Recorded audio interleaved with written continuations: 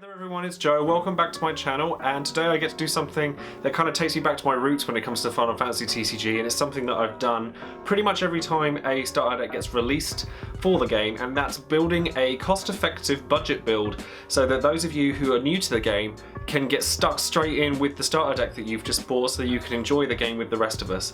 Now, I've tried to stick to as few hero and legend cards as possible, where there are no legend cards in any of these decks, though in order to make it so that the decks are a little bit more comparable to sort of normal, fully functioning decks, I have upped the hero count slightly, but don't worry, this is all still very, very much in the vein of trying to keep things effective and yet cost effective at the same time. So if you guys want to learn how to, adapt your Final Fantasy XIV deck, which is the deck that we're going to be covering today, then stay tuned and keep on watching. Now, the first thing I'm going to say is that I'm not going to lie to you guys. The Opus V starter decks were a challenge to build compared to some of the older decks, because a lot of them are very, very specific in what they want to do. However, with the Final Fantasy XIV starter deck, I think I've built you guys something that is very enjoyable and it's very aggressive, and it actually, I've tested it quite a few times and it actually does stand up quite well against quite a few different decks, which surprised me. So we're going to get started with the forwards here, and as you can see, there are 23 of them in this deck, and the first one we're going to talk about is Urianger. Now, Urianger is actually a pretty solid card in and of himself, in that if you're playing monsters, he is so cost effective it's ridiculous, and something that you'll find common across this deck is that everything kind of pays for itself in some manner or another, and Urianger is no different. We'll cover the actual monsters themselves when we get to that section of the deck profile. However, I wanted to make note that no monster in this deck can't be retrieved by Urianger if you have at least one other Scion out. And Scions are a big part of this deck. It's the main focal point of the deck. So if you're a big fan of Final Fantasy XIV and you kind of like all the different Scions of the 7th Dawn, then you're going to like this. And Urianger will pull back your goblins even if there are no other Scions out on the board, because Goblin only costs 1 CP, and it will pull back Dragon or Bunker Beast if you have at least one other. That being said, he is quite weak, and he's not there to kind of do anything combat wise. However, you might find that you want a party attack with him, because adding that extra 2k onto a guy, it's something. It's not going to break the game in any way, but at least it's something for Urianger to do after you've played the card. Now, the next 3 cards that I'm going to cover when it comes to the FF14 deck is something that a couple of people might kind of groan at, because one of the hero cards that I've placed in this deck is Al-Cid. And the reason for that is because I think that it's a very, very solid investment for anyone who's looking to get into the game. Al-Cid is not expensive. When you compare really powerful cards in games like Final Fantasy to really powerful cards in games like Yu-Gi-Oh! Or Magic or Vanguard or anything like that, the cost is actually very, very low. So, I mean, if you're looking to get into a tournament scene for this game, then Al-Cid is very, very much worth your while. He's not I'll leave a couple of links below to a couple of places you could purchase Al-Cid from if you were looking to buy singles, but he is only a hero card. He's not even close to the price of legendary cards, so definitely bear with me when I say this. But a lot of people don't actually know what the Al-Cid engine is. Now, Al-Cid is a card that, when he comes into play, drops another card into play and deals damage to something. You generally combo this with something that either drops power or deals damage in addition to the Al-Cid, meaning that you end up with a momentum swing of having Al-Cid and either, in this deck in particular, Onion Knight or Black Waltz 3, so that you end up with 2 forwards and your opponent loses 1. And that swing of momentum is an extremely powerful play. Now, there is another option that you can play with this, and this is Rigdia. However, the reason that I've chosen to not run Rigdia in this particular build is because we have so many low-cost forwards as it is, and not only that, but not playing Rigdia means not having to buy the original Final Fantasy XIII starter deck, because that's where he comes from, and I thought that it would be more cost-effective for players who, if you're going to buy a Final Fantasy XIII starter deck, save your money and just buy the Al-Cids instead. So I just think that, it's more cost effective to look at it this way instead. That being said, Al-Cid can go in any lightning deck, and he's just going to do you work. So we're only gone with 2 copies here rather than 3, and we've gone with a Searcher in the backups, which we'll get to later. But I think that having that engine in this deck allows you to kind of ward your opponent off while you're building up the number of Scions you have in your deck, because the Scions are the backbone of the deck. It takes a little while to get it going, so if you can ward your opponent off while you're doing it, then all the better. And then the next forward that we're going to talk about with the last lightning forward we have here is 3 copies of Thancred. Now, Thancred is also a hero card, but unless they're looking to unless like your friends are looking to build FF14 as well, the chances are they're not going to want copies of Thancred. So it's going to be very, very easy for you to get hold of him. And Alcid and Thancred are the only hero cards in this deck, so it shouldn't be too hard for you to get hold of them. Thancred is actually a really, really solid card for this deck because he actually is above the curve on his cost, which means that his power is higher than his cost would suggest if you have a Scion out, which in this deck is not difficult because it doesn't ask for a Scion forward, it just asks for a Scion, and there's plenty of them in the backups and in the forwards. And him taking 2,000 less damage when he's dull, that includes when he's attacking, so it means that he can go and trade with a 9,000 power forward and not die in return. He's just going to kill them. And that's actually a very, very powerful thing. If you factor in some of the other cards in this deck, like the Bunker Beast, the Cannoneers, Alfinord, when we get to him, they all combo very, very well in making Thancred a very, very powerful character in this particular deck, and it's very, very deceptive. Your opponent might not think about Thancred because they're going to be thinking a lot more heavily about another card in this deck that you might just slip in with Thancred and kind of steal the win, which is great for me because I'm a massive fan of Thancred as a character. Anyone who watches my videos knows I love all the kind of the suave kind of you know, ladies' man characters, your Balthiers, your Thancreds, characters like that. So to see Thancred actually do quite well in this deck is really fun for me. Now the next cards I'm going to talk about are going to be Earth forwards, and I'm going to talk about Ursula, but I'm also going to talk about Yang at the same time as I talk about Ursula because it will save time on the video, and you can't really have one without the other. Now, similarly to Alcid, and this is partly why I have the way that I've built this deck, Ursula and Yang are very, very powerful when paired up together. Now, my initial kind of problem with these two cards is that you have to have them both in your hand in order to play them effectively, because when you play Yang, you also play Ursula at the same time, and they both become much more powerful when you have the other one out. And I always thought that perhaps there was an inconsistency in having those two out, but they're very, very popular characters, and they're both less than hero rarity. They're both very easy to get. So there's backups and stuff in this deck that aid in keeping them together, which is very, very useful. Things like Miner and Mog from Mobius, which again we'll get to when we get to the backups. But having them both there means that you have these giant forwards that you really didn't pay all that much for. And in combination, again, as I said with Thancred, with things like Bunker Beast, Cannoneer, Alfinord, things that are dealing damage or dropping power, you end up with these guys that are actually very difficult to deal with. The S abilities you're probably not going to use very often because there's only 3 copies of each of them in the deck, and Ursula's is extremely inconsistent in that if your opponent uses a removal piece on Yang while, you know, you have them both out, you end up unable to use it, and it can be very, very difficult. I normally tend to just keep the Ursula in hand unless they kill it, and then you've just got another one to drop down. So it's all about kind of brute force with those two. But what I'm trying to teach with this deck is the power of these kind of play one character, drop another one in for free, and showing you how potent these combinations can actually be. Because when I first started playing the game, I didn't think all that much of them. You know, examples of this include Yang and Ursula, Riku and Pain, and then Alcid and Onion Knight. They were all combinations where I thought, having played other games, that seems really inconsistent because they're asking for something really specific. But if you just try this, you'll see what I mean in that they're actually very powerful. Yang and Ursula and Alcid and his friends see you play in all kinds of decks, and there's no reason why you couldn't be playing it here. And then the last 2 forwards we have here are Scions. Now, the first one I'm going to talk about is Papalymo, because Ida is kind of like a centrifugal point of the deck. So having Papalymo be able to search for it, especially as an EX burst, it's actually very, very potent. And having Ida be able to deal more damage while Papalymo's on the board and him count as a Scion for things towards Thancred or Urianger or Ida is very, very powerful. Or Minfilia, which is another card we'll get to later. So again, he's not going to do a lot in terms of power, he's very small, but he pays for himself by searching for another card. And this is what I was talking about at the beginning of the video. By searching for another card, you are effectively lowering the CP cost of the card you're playing by 2. Say you discarded a card to play Papalymo and then searched Ida, you've regained the card that you lost in exchange for the Ida that you're searching for. And given how low cost most of the forwards in this deck are, or most of the cards in this deck are, you can afford to do that. It's very, very easy to set up a chain of searches, and you know, a lot of the backups in this deck also regain your hand in some method or another. Urianger completely pays for himself if you bring back something that's 2 CP. It's very, very easy to just keep your momentum up and then just play these big power plays like Yang and Ysh'tola or Alcid and friends, and you end up just going really, really fast. And then finally, we are going to talk about Ida, because Ida, when left unchecked, is very powerful. Do not play your Ida too early, is my first point of advice when it comes to Ida.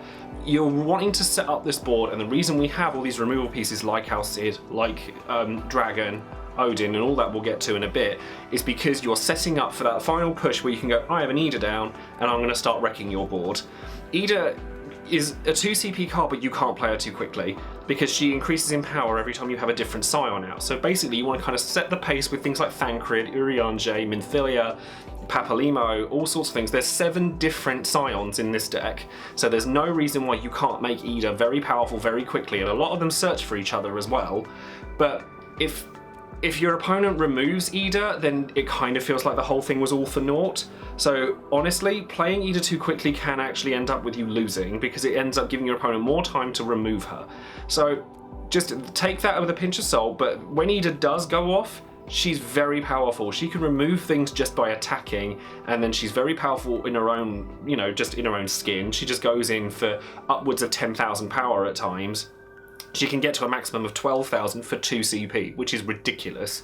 I mean, it's very easy. You know, another thing to bear in mind is if she attacks and your opponent removes one of your other Scions, then she is going to get weaker for that round of combat. So just bear that in mind. There's a lot to bear in mind when it comes to this deck.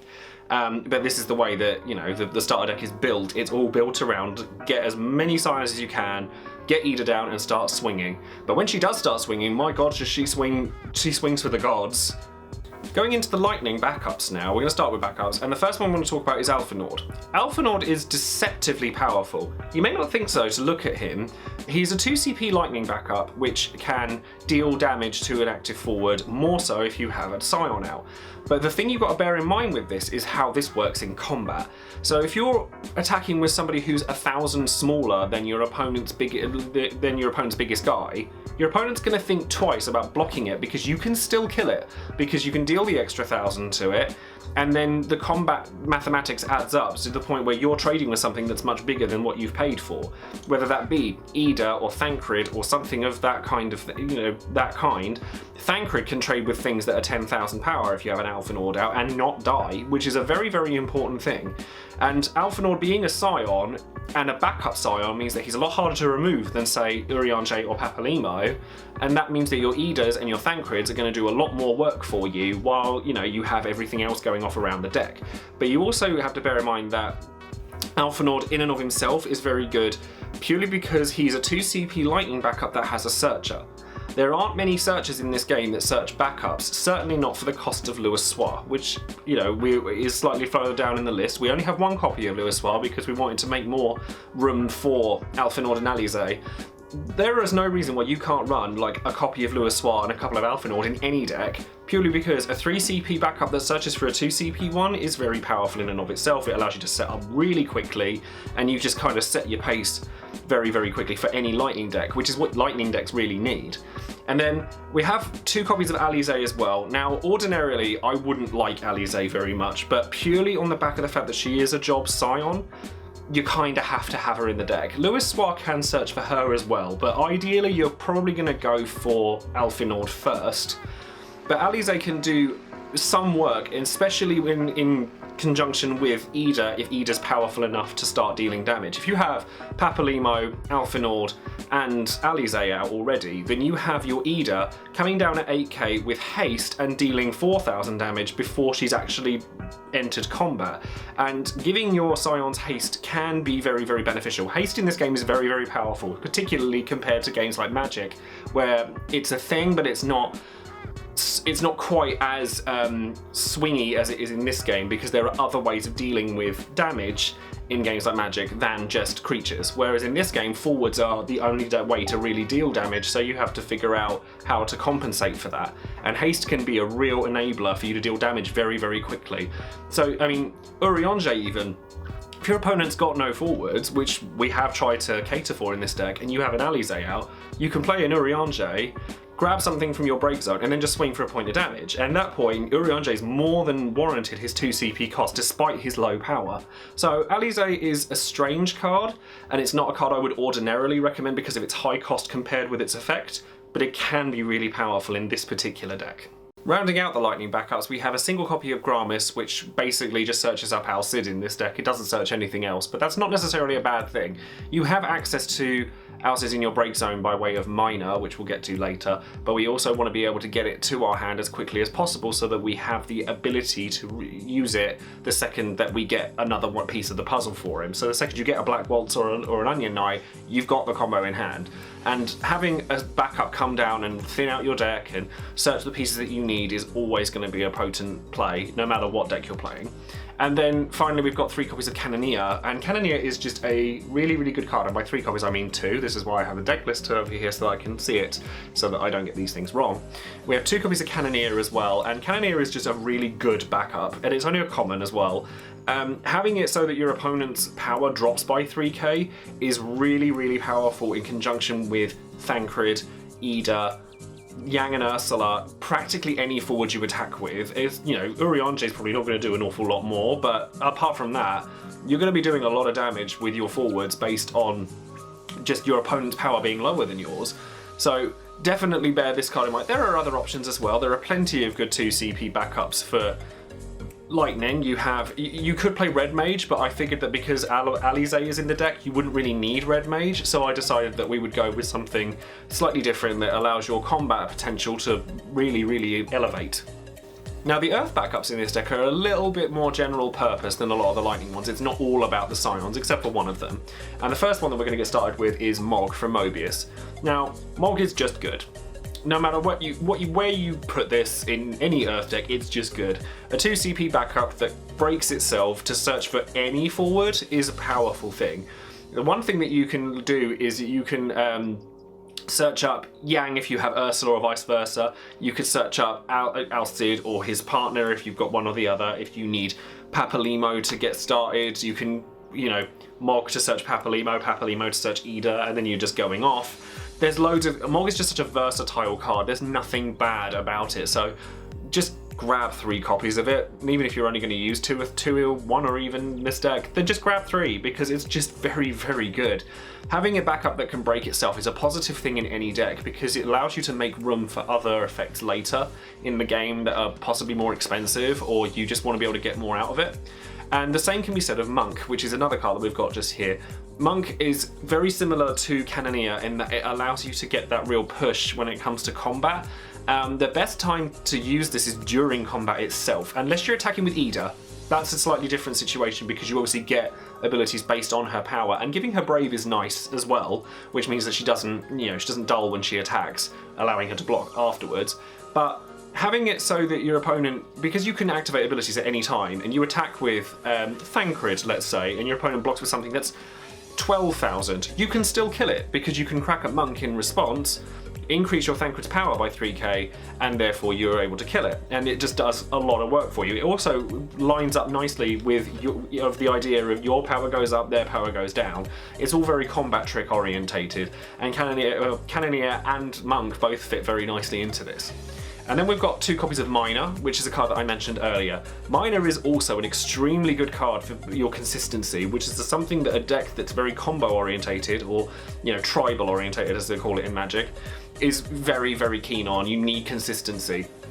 So if you're able to pick up used units like Al Cid, Yang, Ursula, stuff that you've discarded to pay for other things earlier in the game, this allows you to pick them back up. Between Mog and Miner, Minfilia and Papalymo and Urianger, you have access to pretty much anywhere in the game, as long as they don't remove it from the game, then you kind of can't get that one.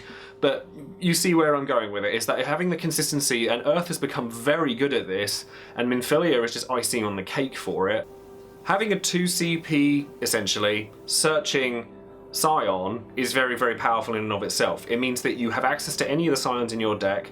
And not only this, but Minfilia is a Scion herself, which means that she buffs Ida, she adds to Thancred, she kind of just benefits everybody in the deck. But not only that, but her bottom ability is actually very, very interesting.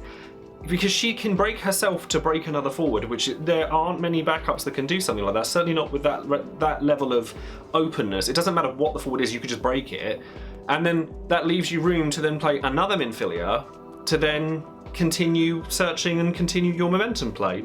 Any card that kind of just adds to your hand while being able to do other things and while affecting the rest of the game is a very, very effective play. So having 3 copies of Minfilia just seemed like a must, and then just making sure you have as many Scions as often as possible while still being able to remove your opponent's cards and win in combat is the primary focus of this deck. Now, the summons in this deck are actually very, very malleable, but the reasons that I've gone for Odin and Atomos are the same thing. Basically, because you have to have that little bit of time to set up, you basically want as much of that time as you can warrant. So if you've got EX bursts that remove a forward entirely, then having access to those is kind of important. But some people, and this includes myself, don't necessarily like running summons that are specifically used for EX burst, because the chances of you using Atomos or Odin in your own turn are low, despite the fact that you have such low costing everything else that you can kind of get away with casting Odin or Atomos in your turn.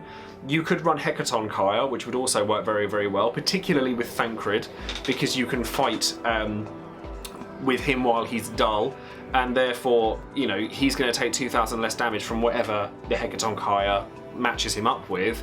Or you could play 4-drop Odin, which is another removal piece, but I decided against that one because we're already running Dragon, and because of the synergy with Urianger, I figured that Dragon would be a better fit. But honestly, Titan would work by keeping Ida alive, Golem would work by keeping your guys bigger. There's a lot of options that you could have when it comes to the summons in this deck. I just chose these ones for the reason I just stated. And then finally, going into the monsters, I think that having a monster that can be played by Urianger on his own is worthwhile, and there are a couple of options of this. There's Hill Gigas, which cancels an action ability and breaks the character that did it. That's a pick, you could pick that, but I decided to go with Goblin because I felt that it was more in tune with the level of the deck that I was trying to keep up with, so the combat orientation, and it being a 1-drop means you can play it and just have it there ready for when you need it, so that when your Thancred or your Ida's attacking, you're just going to get bigger and you're going to get more out of it. But Hill Gigas is a perfectly viable option. I then wanted to have a monster that stuck around no matter what happened and contributed to combat wherever possible, and Bunker Beast kind of fits that bill really, really well. Bunker Beast and Cannoneer together can drop a unit's power by 5k if they're blocking. That's a lot. That's a lot. So having that there, I'm only going to put 1 copy in here, although you may want to increase it to 2. One of the things that I would like to state, and I've always stated when it comes to these starter deck videos, is that they are just a guideline for some advice on where you might want to go with it. You could go with a completely different direction to what I've done here, and that's absolutely fine. But I decided to go with a single Bunker Beast because I like the idea of Urianger being able to use multiple different things, so you have a bit of a toolbox of sorts. And then Dragon breaks itself to break a forward or a monster. The versatility of it just fits this deck very, very well. It allows you, monster removal, which is very rare in a lot of decks, and it also means that you can just crack it, play an Urianger, and then just bring it straight back again. And the same can be said of Goblin, but none of them are above 2 CP because I didn't want it so that you'd have to accumulate this massive load of Scions before you could actually pull it back with Urianger. Yes, you get more value out of it if you pull back, say, a Behemoth or something like that, but you're not getting as much out of it quickly enough, and I think that you just kind of need to have these short bursts of synergies because the big play is Ida. You don't need Urianger to be the big play. Having all these nice little synergies around all of these plays is very, very important because they'll all gel together well into a cohesive and comprehensive deck. So that's it for this Final Fantasy XIV Starter Deck Evolved video. I hope you've enjoyed it, and I hope you maybe have a bit more insight into how you could adapt your Final Fantasy XIV deck to be a bit more cohesive and comprehensive within the deck game itself. There will be videos coming out for the Final Fantasy XII and XIII Starter Decks. I'm struggling with the FF13 one a little bit, I'm not going to lie, but it seems like it requires a lot to kind of really push. And then we'll be doing more videos to do with deck building, more builds to do that are, like, include a wider variety of cards in the game, all to do with Opus V, and there's plenty of other videos that are coming out in the near future. So thank you again for watching. I hope you've enjoyed it. Subscribe to the channel if you'd like to see more from me, and hopefully I will see you guys soon. I'm hopefully going to be traveling to some regionals and possibly Paris as well, fingers crossed, at the end of this month. So hopefully I'll be seeing some of you players out there as well. So thanks again. Speak to you all later. Bye now.